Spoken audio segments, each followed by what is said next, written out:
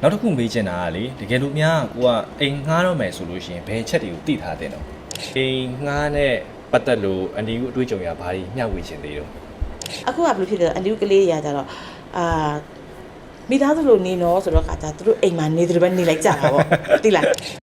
းဆယ်မယ်ဆိုတော့ဆယ်ဖို့ကွေးနော်ဘာတနေပါလဲအန်ဒီကိုကျွန်တော်တငယ်ချင်းတယောက်တော့မှလေသူကအိမ်ခန်းရှာမယ်ပြောနေတာအဲ့ဒါသူ့ကိုဘယ်လိုအိမ်ခန်းလို့ရှာပြီးကောင်းမလို့အန်ဒီကိုသူကအခုမှအလုပ်စလာပြီးလုပ်မှာလားပြန်มาပြီးကနေပြီးတော့ဒါမှမဟုတ်လို့ရှိရင်သူအိမ်ပြောင်းမှာလားအိမ်မျိုးစားရတော့မျိုးရှိရဲ့ဟိုသူဘယ်လိုနေချင်တာလဲ HDB မှာနေချင်တာလားprivate house landed house ဒီမှာနေချင်တာလားဒါမှမဟုတ်ရှင်ကွန်ဒိုမှာနေချင်တာလားပေါ့နော်ဟုတ်ကဲ့အဲ့တော့အဲ့အမျိုးစားတွေကိုလိုက်ပြီးတော့ဈေးနှုန်းနဲ့အဲ့အမျိုးစားရဲ့နောက်နေရာရဲ့လိုက်ပြီးတော့ဈေးနှုန်းလေးတွေကတော့ကွာခြားသွားလိမ့်မယ်သူတယောက်ချင်းနေမယ်ဆိုလို့ရှိရင်တခန်းနေမယ်ဆိုရင်တော့ဈေးကတော့ပို့ပေးရမှာပေါ့နော်ဟုတ်ကဲ့ပြန်ဆိုလို့ရှိရင်တော့သူများနဲ့ sharing လုပ်မယ်ဆိုလို့ရှိရင်တော့နှစ်ယောက်ခန်းဆိုလို့ရှိရင်တချို့နေရာမှာလည်းအပီးစီ950 650ပတ်ဝန်းကျင်လောက်တော့ရှိရပေါ့နေရာပေါ်လိုက်ပြီးတော့ဟုတ်ကဲ့အဲ့လောက်တော့ပေးရမှာပေါ့ဟုတ် तू ကလောလောဆယ်က तू ကခုမှလာမှာဗျာခုမှလာမှာဆိုတော့ဒီ तू သိချင်တာဒီလိုမျိုးဒီ HDB နေရင်ကောင်းမလားဒီကွန်ဒိုနေရင်ကောင်းမလားအဲ့လိုမျိုးတွေ तू သိချင်တာသူတို့ရဲ့သူတို့နှစ်ခုရဲ့ကွာခြားချက်တွေကဘာတွေတော့ तू အဲ့လိုမျိုးတွေသိချင်တာဗျာ Okay ကွာခြားချက်ဆိုတာကတော့ဒါရဲ့အဓိကဒီကိုလာပြီးတော့အခုမှအလုပ်လုပ်မဲ့လူတွေအတွက်ကတော့ပေါ့နော်ဒီကိုလာပြီးအခုမှလုပ်တာလည်းမဟုတ်ပါဘူးလူတိုင်းအတွက်ပါဘူးတို့မြန်မာပြည်ကနေပြီးတော့လာပြီးအလုပ်လုပ်ကြတဲ့လူတွေဆိုလို့ရှိရင်တော့အန်တီဦးအနေနဲ့အကြံပေးချင်တာကတော့အလုပ်နဲ့အနည်းဆုံးနေရာမှာနေရအကောင်းဆုံးပဲပေါ့နော်အလုပ်နဲ့အနည်းဆုံးနေရာကျတော့အချိန်ကုန်တက်တာတယ်ပြီးရင်သွားရေးလာရေး transport ပေါ့နော်အဲ့ချိန်နေမကောက်ပတ်စံမှာတက်တာပေါ့ဟုတ်ကဲ့အခုဆိုလို့ရှိရင်ဒီ MRT ကတွေပါရလည်းနည်းနည်းဈေးရတဖြည်းဖြည်းတက်လာတယ်လေတက်လာတော့တရက်ချင်းမသိတာမဲ့လာချီပါလို့ရှိရင်သူကလည်းထောင်းတာပဲအဲ့တော့သွားပြန်ခီးရလဲဟိုဘောနော်ခီးရ45မိနစ်တနားလောက်ကြာမယ်ဆိုလို့ရှိရင်အစပိုင်းမှာတိတ်မတိတာပဲမဲ့ပေါ့နောက်ကြာလာတဲ့ခါကျရင်အလုပ်ပင်ပန်းလာတဲ့ခါကျရင်အဲ့ချိန်လေးကလည်းတအားစကားပြောတယ်ဟုတ်ကဲ့အဲ့တော့ तू အလုပ်ကပမာလဲဆိုတာကို तू အလုပ်နေရကိုအရင်ကြည့်ပြီးအဲ့ပတ်ဝန်းကျင်မှာအရင်ရှာပေါ့နော်ဟုတ်သူတယောက်တည်းနေကျင်နေဆိုလို့ရှိရင်တော့တယောက်ခန်းနေတချို့တီးတဲ့နေကျင်တဲ့လူတွေအတွက်တယောက်ခန်းနေရှိတယ်ဒါတွေကတော့အခန်းမှာမူတည်ပြီးတော့ဈေးရတော့ကွာသွားမှာပေါ့နော်ဟုတ်ကဲ့အိမ်ကွန်ဒိုဆိုရင်တော့ဒါရဲ့သူကတော့ချုပ်ကွန်ဒိုတွေက facility ပါတယ်ပေါ့နော်ရေကူကန်ပါတယ်တို့ဂျင်ပါတယ်တို့ပေါ့နော်အမျိုးမျိုးပေါ့ဒါပေမဲ့အဲဒီလိုရေရှည်စဉ်းစားမှာကဒီကွန်ဒိုမှာနေပြီမဲ့ဒီရေကူးကန်နေဒီဂျင်နေကကိုကအမြဲသုံးပါလားအမြဲသုံးရင်တန်တယ်ဟုတ်အမြဲမသုံးဘူးဆိုလို့ရှိရင်တော့အလုပ်ပင်ပန်းလာလို့ရှိရင်အန်ဒီလို့ဆိုလို့ရှိရင်ကို့အတွေ့အကြုံနဲ့ဆိုလို့ရှိရင်တော့အလုပ်ပင်ပန်းလာရင်မသုံးနိုင်တော့ဘူးပေါ့နော်အဲ့တော့ခါကျတော့ပထမပိုင်းတော့ကွာကျင်ညာတဲ့ချိန်မှာကွန်ဒိုရဲ့ facility အပြည့်ပေါ့ရေကူးကန်ပါတယ်ဂျင်ပါတယ် barbecue pit တွေပါတယ်ဘာညာကွေးကွာအကုန်ပေါ့နော်အကုန်လုံးသူကျင်ညာထဲမှာပါတယ်ပါတော့ဟာအရန်ပြည့်စုံနေဆိုတော့ထင်တာမဟုတ်ရွေးလိုက်ကြတယ်ပေါ့ရွေးလိုက်ကြပြီးတော့တကယ်သုံးဖြစ်မယ်လို့ထင်လို့ယူလိုက်ကြတယ်တကယ်လက်တွေ့အလုပ်လုပ်တဲ့ခါကျတော့အလုပ်ကပြန်လာရင်ပြင်ပန်းလာတဲ့ခါကျရင်ဒီဟာလ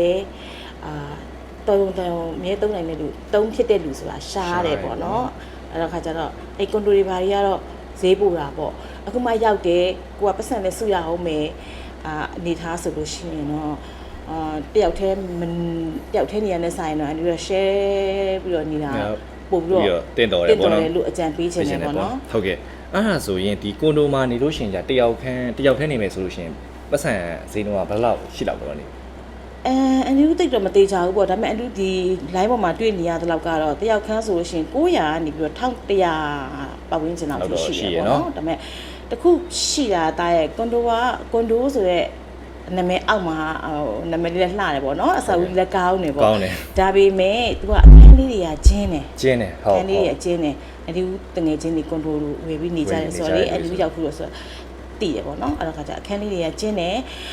ဒီ HDB ဆိုလို့ရှိရင်လည်း HDB အိမ်အဟောင်းနေရတာကျဲတာအိမ်အစ်စ်တွေကကြတော့နောက်ပိုင်းအိမ်အစ်စ်တွေကခန်းကျင်းသွားပြီခန်းကျင်းသွားပြီအဲ့လိုလေးရှိသွားတယ်အဲ့တော့တချို့တွေကကြတော့ရောက်ခါစားမှာအဆင်မပြေဘူးဆိုပြီးတော့သူက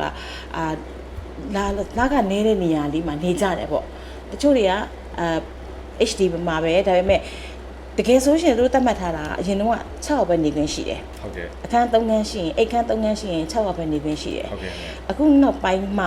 ပ ပြန်ပြီးတော့ပြင်လိုက်တာတိတ်မကြသေးဘူးပြီးခဲ့တဲ့နေ့ကမှထင်တယ်ပြန်ပြီးတော့တိုးလိုက်တာဖြေလျှော့လိုက်တာပေါ့နော်အရင်ကိုဗစ်တုန်းကတော့6ရက်ဖက်နေရတယ်အဲ့ခုနောက်ပိုင်းမှာဖြေလျှော့ရတော့8ရက်နေလို့ရတယ်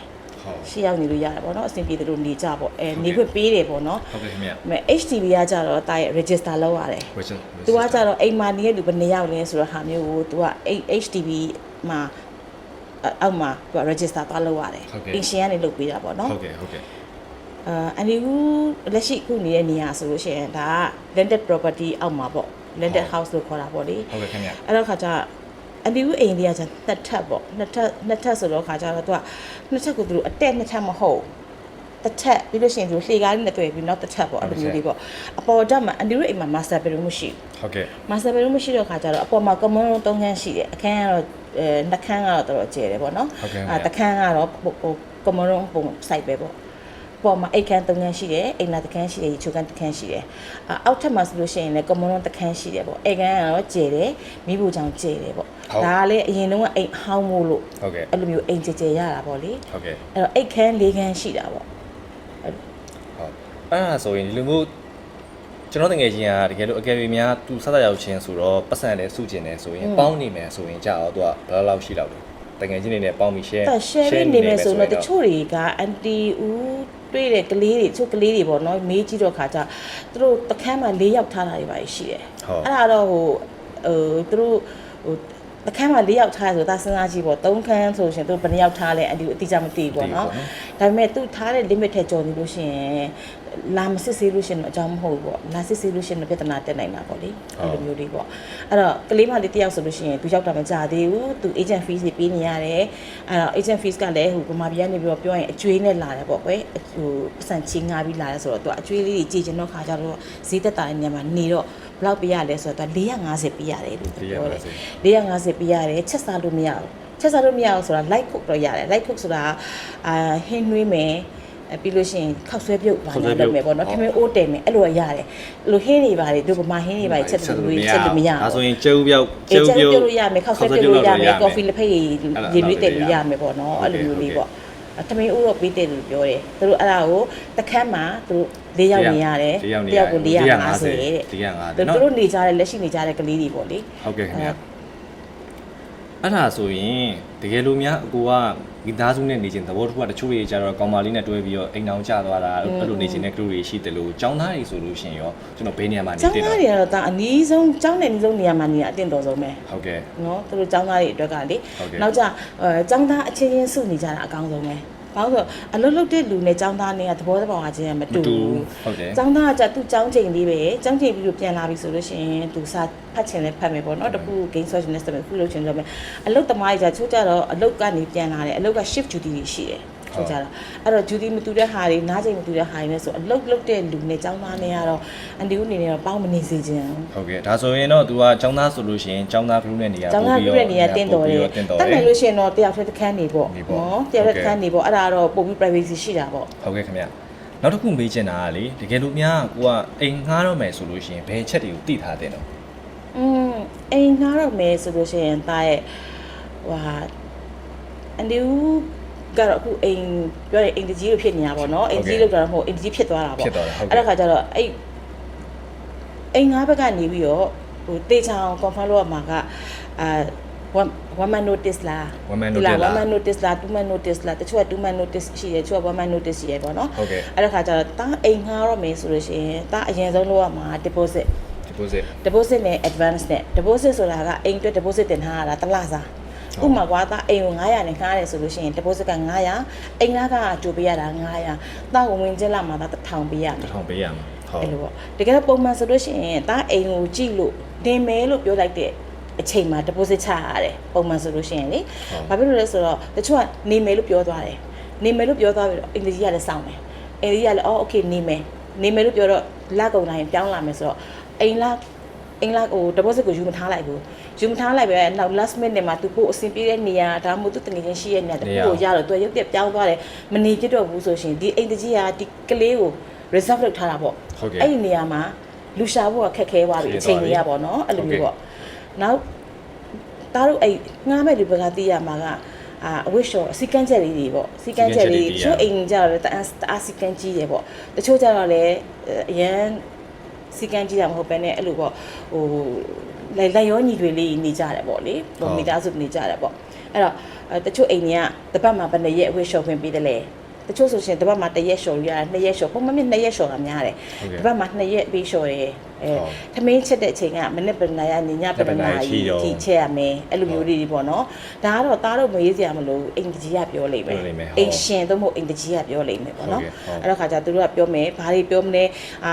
ပထမဆုံးပြောမှာကတဘောစနဲ့လာစာနဲ့ပြောမယ်ပြီးလို့ရှိရင်အဲ့နေတဲ့နေရာမှာလည်းတချို့က6လနေမှ register လုပ်ပေးရရှိတယ်ဟုတ် HDB တွေပါတွေကလေသူတို့ register လုပ်ရင် register fees ပေးရတယ်အဲ့ကြတော့သူက6လအနည်းဆုံးနေရတယ်ဟုတ်ကဲ့ခင်ဗျအဲ့တော့ခါကျတော့ဒါက HDB ပေါ့နော်အဲ့ landed house နဲ့ condo နဲ့ကတော့အတူတူတလောက်ကတော့ register လုပ်ဆရာမလိုပေါ့နော် ancient နဲ့တက်ရက်ဆိုလို့ရှိရင် okay AC ancient နဲ့တက်ရက်မဟုတ်ဘဲနဲ့အန်တီတို့ဟာမျိုးပေါ့အန်တီတို့ ancient စီကနေငှားထားတယ်ငှားထားမှပြန်ပြီး share လုပ်တယ်ဆိုတော့ခါကျတော့အန်တီတို့တဆင့်ခံပေါ့များခေါ်တော့အိမ်တကြီးပေါ့အဲ့လိုဆိုလို့ရှိရင်အိမ်တကြီးစီကငှားမယ်ဆိုလို့ရှိရင်တော့ဘယ်ဟာကြီးအိမ်တကြီးကမှတစ်ဆင့် ancient ကိုတားတို့ရဲ့IC ပေါ့passport ဆိုရယ် passport ပေါ့ passport တော့မဟုတ် IC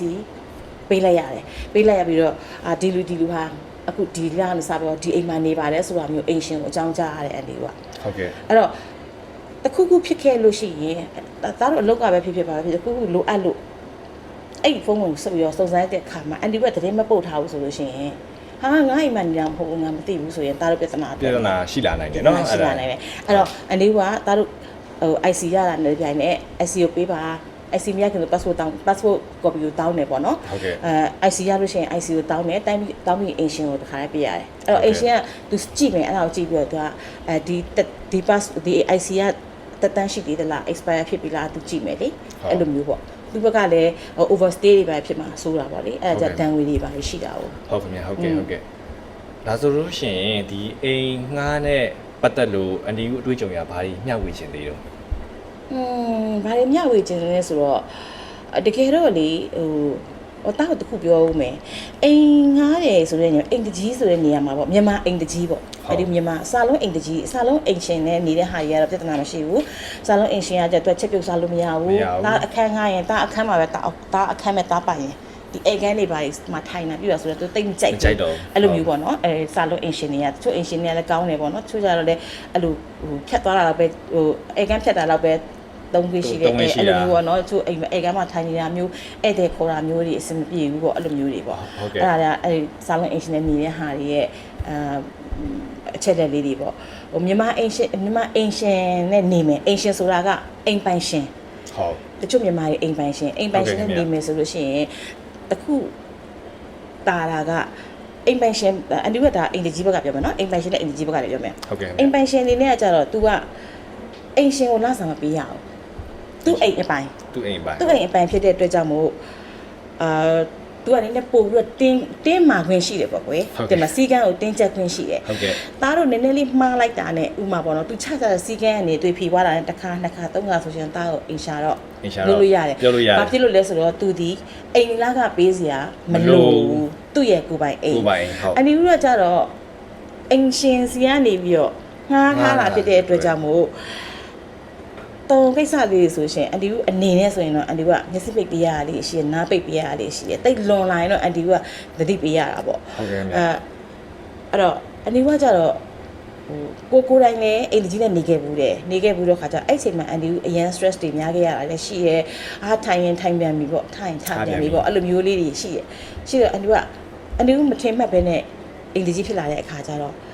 အန်ဒီအိမ်မှာတူနေတဲ့လူတွေကိုအန်ဒီ express တွေကိုပေးချင်ဘူးပေးချင်ဘူးဆိုတာအလုပ်တွေကပြင်ပန်းကြတယ်နောက်မြန်မာပြည်ကလာတယ်ဆိုပို့ဆိုးတဲ့သားရဲ့အရန်กว่าချတယ်ကွာမြန်မာပြည်မှာနေခဲ့ရတဲ့ life နဲ့ဒီမှာအလုပ်လုပ်ရတဲ့ life နဲ့တအားกว่าချတယ်တအားกว่าချတော့အလုပ်ထဲမှာလည်းဟိုဘာသာစကားအခက်ခဲเนาะအလုပ်ရဲ့အခက်ခဲအဲ့ဒါရှိမယ်အဲ့ stress တွေနဲ့နေလုပ်ပြီးတော့ပြန်လာတဲ့အချိန်မှာအိမ်ရောက်လို့ရှိရင်လည်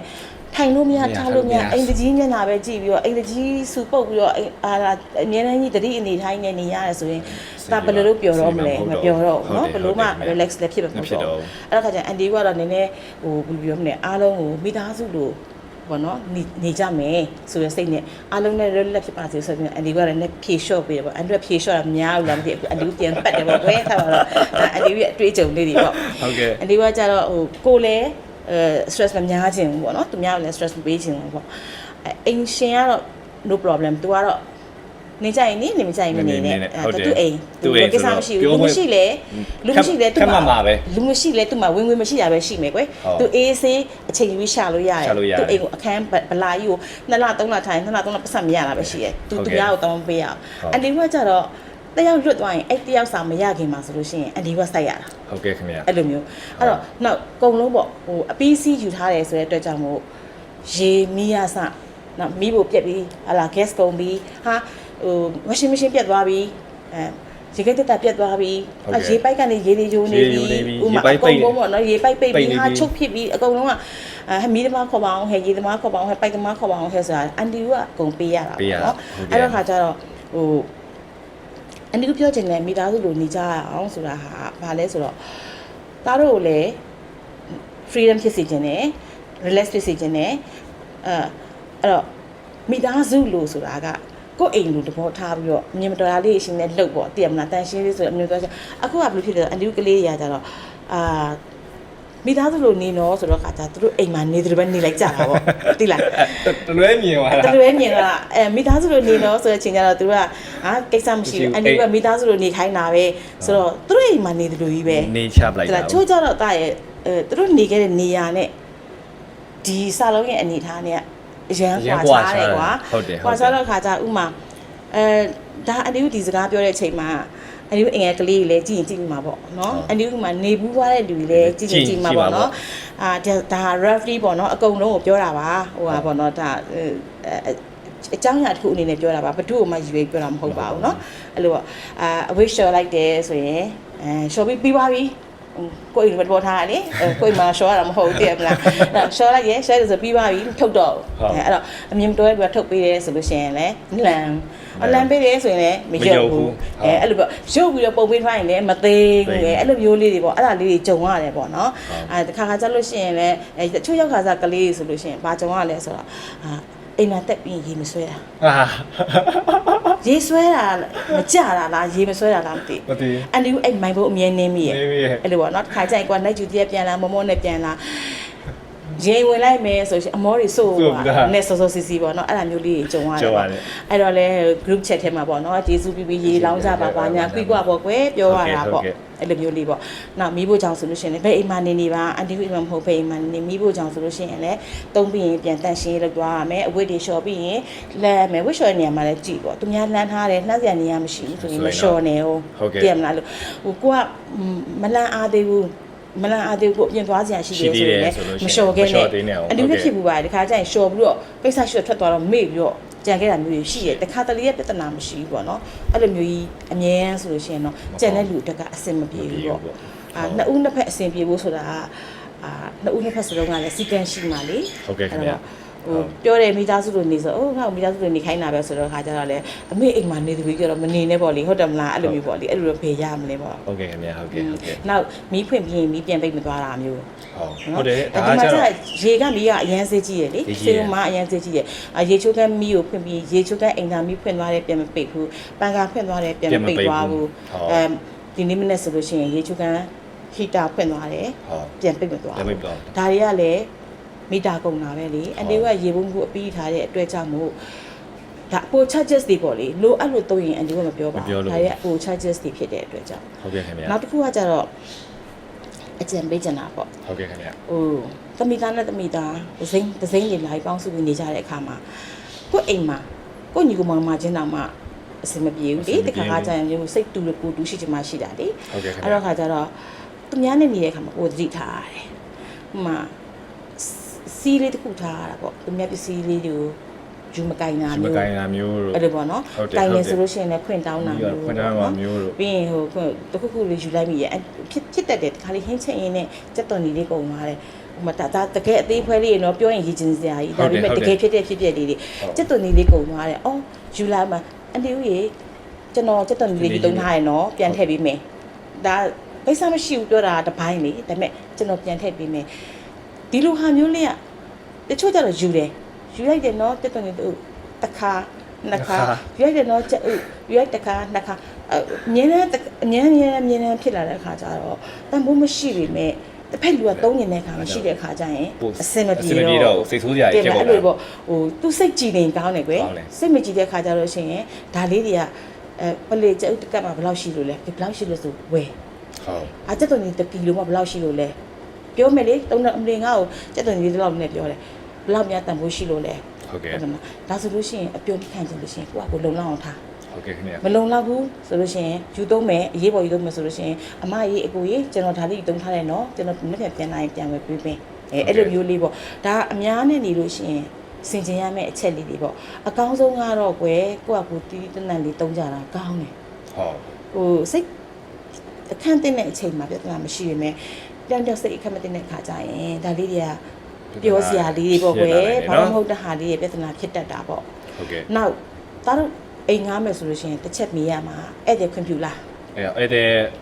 ခေါ်ဝင်ရှိလားခေါ်ရှိလားအဲ့လိုမျိုးပေါ့နော်မေးထားရမယ်ဟိုကိုခုလုပ်မယ်ဆိုလို့ရှိရင်မေးကြည့်ပေါ့ကျွန်တော်ဒါလုပ်လို့ရလားဆိုရင်မေးကြည့်ပေါ့မတေချာလို့ရှိရင်အန်တီကတော့အန်တီအိမ်မှာအန်တီအဲ့တဲ့လောက်ခွင့်ပေးပါတယ်လောက်ခွင့်ပေးတယ်ဒါပေမဲ့အဲ့ကမ်းမှာစကားပြောဟုတ်အဲ့ကမ်းမှာစကားပြောလို့အန်တီကဘာလို့ပြောရလဲဆိုတော့ခါကြတော့အခန်းထဲမှာသူများနဲ့ share ပြီးနေတာဟုတ်သူများနဲ့ share ပြီးနေတော့ခါကြတော့အခြားတယောက်ကကြိုက်ချင်မှကြိုက်မှာလေဒါရဲ့ဒါအဲ့တဲ့အခန်းထဲခေါ်သွားတာမျိုးဟုတ်တယ်ဘာလို့ကျွန်တော်ပစ္စည်းတွေထားရရှိရဲတန်ဖိုးရှိတဲ့ထားမှာပြီးတော့ကွာသူထားမှာပြီးတော့ဥမာရှာမတွေ့ဘူးဟိုဘယ်သူလာလဲဟာသူတငယ်ကျွန်တော်လာတယ်ဆိုလို့ရှိရင်ဒါမကောင်းဘူးလေအဲ့လိုမျိုးကြောင့်မို့အန်တီကအဲ့တဲ့လာလို့ရပါတယ်အိမ်မှာထမင်းစားလို့ရပါတယ်ဒါပေမဲ့အဲ့ကမှပဲကိုအဲ့တဲ့ကိုအဲ့ခံပေါ့အဲ့လိုမျိုးလေးပေါ့ဟုတ်ခင်ဗျာညအိမ်ကနေတော့အန်တီကလက်မခံတချို့အိမ်တွေဆိုလို့ရှိရင်အဲ့တဲ့တော့လက်မခံဟုတ်အဲ့ဒါတော်တော်များများကြုံမှုပါတယ်ကျွန်တော်ရှိုးရီဆိုလို့ရှိရင်ဟိုဧည့်သည်ကတော့လက်ခံတယ်ညအိမ်ညနေရတော့လက်မခံဘူးညနေရတော့လက်မခံဘူးအန်တီကလည်းဒါပေမဲ့ချွင်းချက်ပေါ့တခါတလေကြောက်ရှင်ကိစ္စတစ်ခုရှိလို့ဟိုတော်စရာဆိုရှင်အန်တီအိမ်မှာနေတဲ့ညီမလေးနဲ့မောင်လေးနဲ့မင်္ဂလာဆောင်တယ်ပေါ့ဥမာမင်္ဂလာဆောင်တော့ခါကျတော့သူတို့ရဲ့ဧည့်သည်လေးလာမယ်မလေးဟိုထိုင်းကနေလာမယ်ဆိုတော့အန်တီကိုခွင့်တောင်းတယ်အဆင်ပြေမလားဆိုတော့ခါကျတော့โอเคဒါကတော့လူမှုရေးရခွင့်ပြုတာပေါ့လေဟုတ်ကဲ့ by right ဆိုတော့သူတို့ဟိုတယ်မှာနေပေါ့ဒါပေမဲ့အန်ဒီကတွက်လိုက်တယ်ဟိုတယ်မှာနေကလေးတွေကအနည်းဆုံးဟိုတယ်တညကို190နေရပေးရလीဟုတ်ကဲ့အဲ့တော့သူတို့2ည3ညနေမယ်ဆိုလို့ရှိရင်ဒါပတ်စံအများကြီးကုန်မယ်ပေါ့နော်အဲ့တော့အန်ဒီကကျတော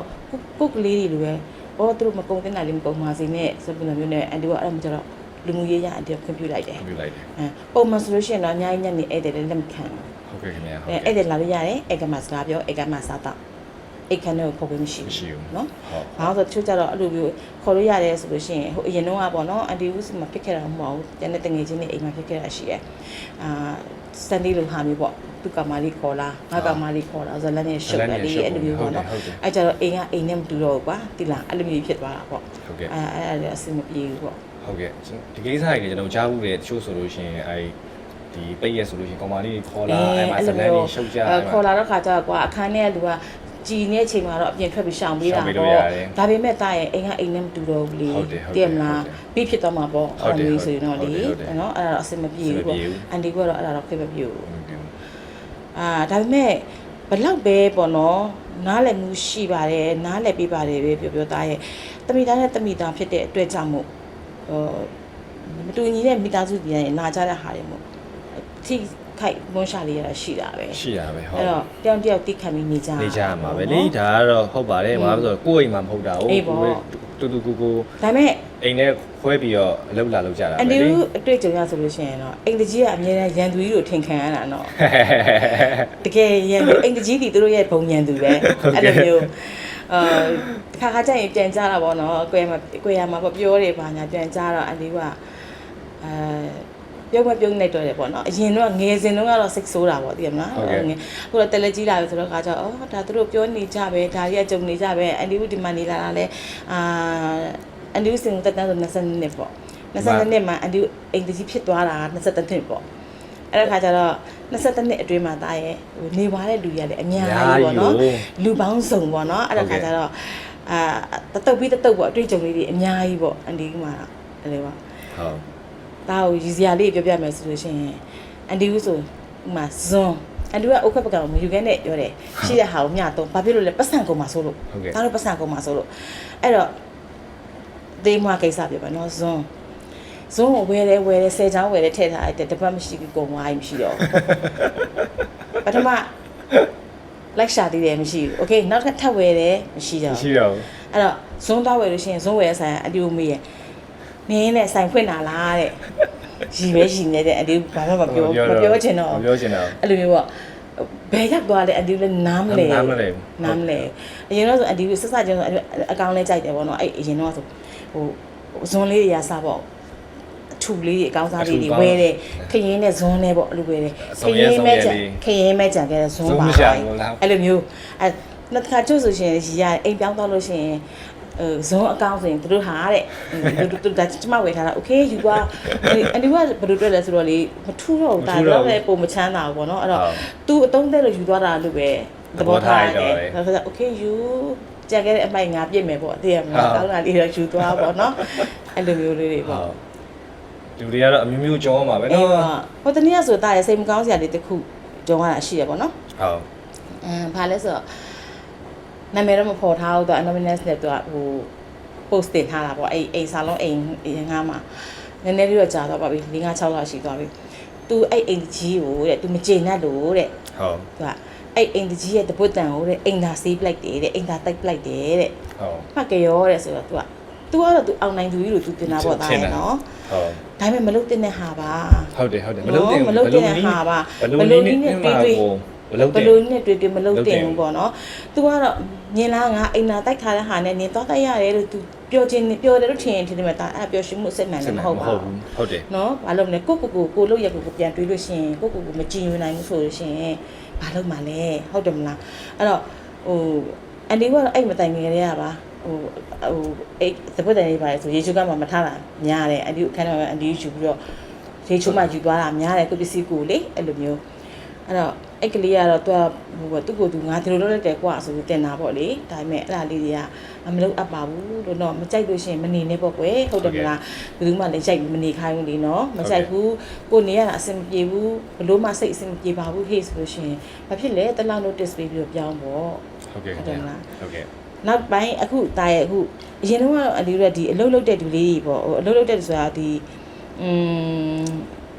ီမြန်မာတိုင်းဝင်အဲ့လောက်မများဘူးအခုနောက်ပိုင်းမြန်မာတိုင်းဝင်အရင်များလာတာပေါ့နော်အကြောင်းကြောင့်ပြပကိုထွက်လာတော့ခါကြတော့အိမ်ရှာတဲ့ post လေးတွေကဘယ်လိုရှာလဲအရင်တော့အိမ်ရှာတယ်ဆိုလို့ရှိရင်ဘယ် area တစ်ပိုက်မှာတယောက်ထဲနေကြမှာတယ်နှစ်ယောက် share နေကြမှာတယ်ဆိုပြီးအိမ်ရှာကြတယ်အများအားဖြင့်အိမ်ကြီးတွေအိမ်ရှင်တွေကတင်တဲ့ post ကိုသူတို့လိုက်ရှာကြတာများတယ်အခုနောက်ပိုင်းကျလိုချင်တဲ့လူကရှာအဒီဟိုတနေ့ကအဲ့ဒါလေးတွေ့လို့ဒီမှာ save ထားသေးတယ်အတိကျတော့မဖတ်တော့ဘူးเนาะသူက post ပိုင်ရှင်ကသူ့ဟာကြီးဆိုတော့စိတ်မကောင်းဖြစ်နေဦးမယ်ဘယ်ဝိုင်းဘယ် line မှာဘယ်ယထာ line မှာပေါ့အဲ့ယထာ line နားမှာဟုတ်ကဲ့ single room ဒါမှမဟုတ် single stay room ကိုနေချင်းလို့ရှာနေတယ်တဲ့ချက်စားလို့ရပြီးတော့အိမ်တကြီးဒါမှမဟုတ်အိမ်ရှင်မနေတဲ့နေရာဆိုသူ့ကိုအဆင်ပြေမယ်တဲ့အိမ်ရှင်သူမအိမ်တကြီးမနေတဲ့နေရာဟုတ်သူကတော့ចောင်းသူပါတဲ့အေးစေးတသက်ရနေတတ်ပါတယ်တဲ့ချက်ပြင်းနဲ့တန်ရှင်းပြန်လုပ်ပါတယ်တဲ့သူကပြောတာပေါ့နော်ဘတ်ဂျက်က900လောက်ဆိုလို့ရှိရင်အဆင်ပြေတယ်တဲ့သူလွတ်လပ်နေရအကြိုက်တာမဟုတ်လို့တဲ့လူငယ် environment ဆိုရင်အဆင်ပြေတယ်မျက်စိထောက်ကြည့်ပြီးအသေးစိတ်လိုက်ပြောနေရမျိုးဆိုအဆင်မပြေပါဘူးတဲ့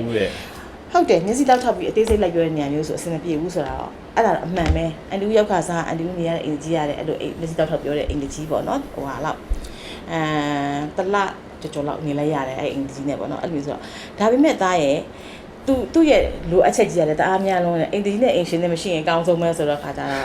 ဘယ်လိုပြောမလဲနော်အိမ်မှာတော့အင်ကြီးဆိုအင်ရှင်တို့ကတော့ရှိတာများတာပေါ့နော်အင်ရှင်ပဲဖြစ်နောက်ဆုံးတစ်ခုနောက်အဲ့လိုမှမနေချင်ဘူးဆိုလို့ရှိရင်တော့ကွန်ဒိုသွားနေကိုတစ်ဖက်လုံးကတင်လားပတ်စံတက်နေဆိုကိုတစ်ဖက်လုံးကဒါမှမဟုတ်တကယ်ချင်းနေပေါင်းလိုက်5-6ပေါင်းလို့ရှိရင်တစ်ဖက်လုံးကပြီးတော့ကို share လိုက်ဟုတ်အဲ့ဒါဆိုတော့အဆင်ပြေတာပေါ့ဒါပေမဲ့တခုသားရဲ့ကိုကအိတ်ကလေးဆွဲပြီးတော့တလားဘလောက်ပါဆိုတာကိုသွားနေရတဲ့အားသာချက်ကဘာလဲဆိုတော့တားရေတွေမိတွေအိမ်ပြန်အပ်တာဘာမှပူစရာမလိုဟုတ်တားမနေချင်ဘူးเนาะကိုထုတ်ကိုဆွဲပြီးနောက်တအိမ်ပြောင်းလိုက်ရုံပဲပြောင်းလိုက်ရုံပဲကို ရင်တော့ဖြစ်ခဲ့ဘူးတဲ့တခါအိမ်တကြီးရဲ့လူဘာဝရဲ့ဘာညာတော့ဗောလေအဲ့ post တွေမှာဖြစ်ခဲ့ပြီးတော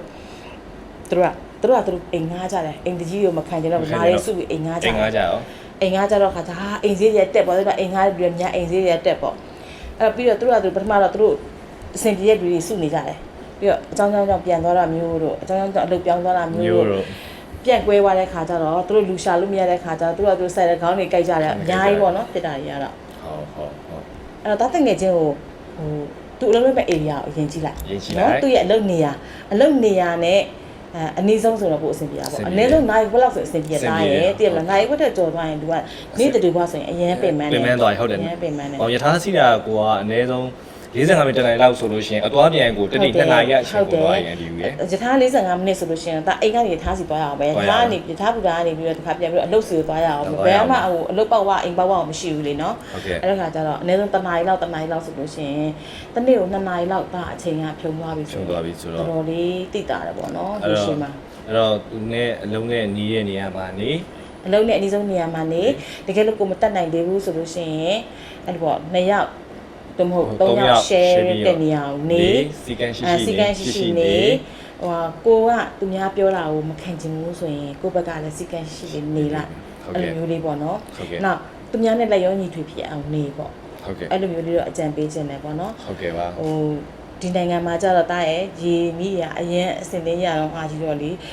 ဗမာပြည်မှာကိစ္စမရှိဘူးမေးဖွင့်ခဲ့မပိတ်ခဲ့တဲ့မိသားအဲ့လောက်ကြီးမကြဘူးနောက်ကအမေလိုက်ပိတ်မယ်လေတည်ရမလားဒီမှာကျတော့အမေမရှိဘူးလေအားလုံးကအကုန်လုံးကအလုံးလုံးနေကြရတယ်အဲ့တော့ကိုသုံးသွားတဲ့ဟာလေးကိုစီကန်းတကြလေးပြန်ပြီးတော့ထားခဲ့လုပ်ခဲ့တာလေးရတော့